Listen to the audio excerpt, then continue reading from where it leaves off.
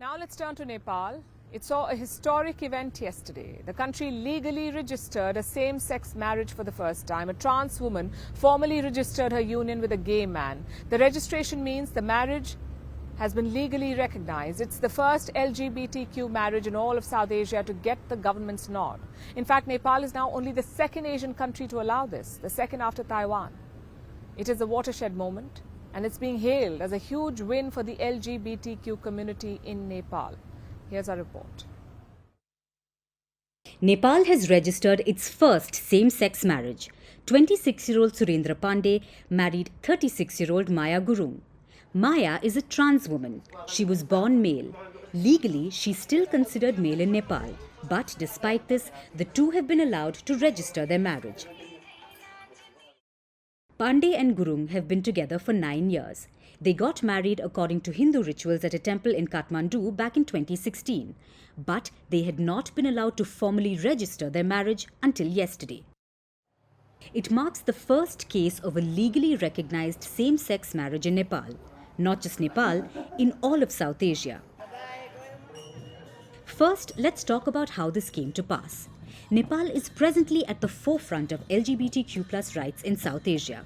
The Nepali Supreme Court had urged the government to recognize same-sex unions all the way back in 2007. Kathmandu was asked to form a committee to find a legal way forward.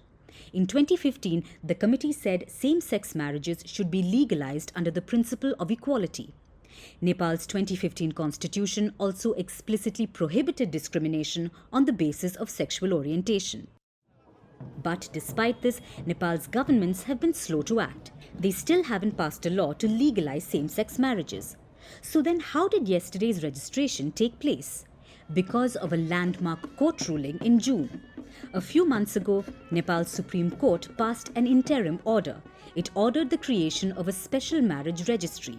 That special list would let same-sex couples legally register their marriages, even as they waited for the government to finalize a new marriage law.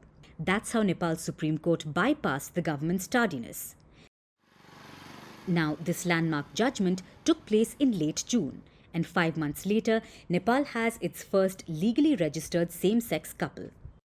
Reports say Pandey and Gurung are the first same-sex couple to even apply for registration at their local government office. They were asked to provide the necessary paperwork. Once that was in order, they were registered as a married couple. The milestone may pave the way for other same-sex couples in Nepal to get legal recognition.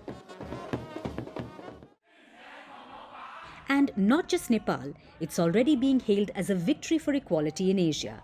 As far as regions go, Asia is conservative. Nepal is only the second place to recognize same-sex marriages. The other example is Taiwan. Taiwan legalized same-sex marriages in 2019. It was a ruling by the island's constitutional court. The court cited every citizen's right to equality, which led to the legalization in Taiwan. But this logic hasn't made its way across most of Asia yet. Japan, South Korea, Singapore or the Philippines, none of them recognize same-sex marriages. Neither does India. India decriminalized homosexuality in 2018. Same-sex relationships can no longer land someone in prison. But same-sex couples can't legally be considered married in India either. Will the registration in Nepal change anything for Asia? Will it galvanize the move to marriage equality? Well, we'll have to wait and see.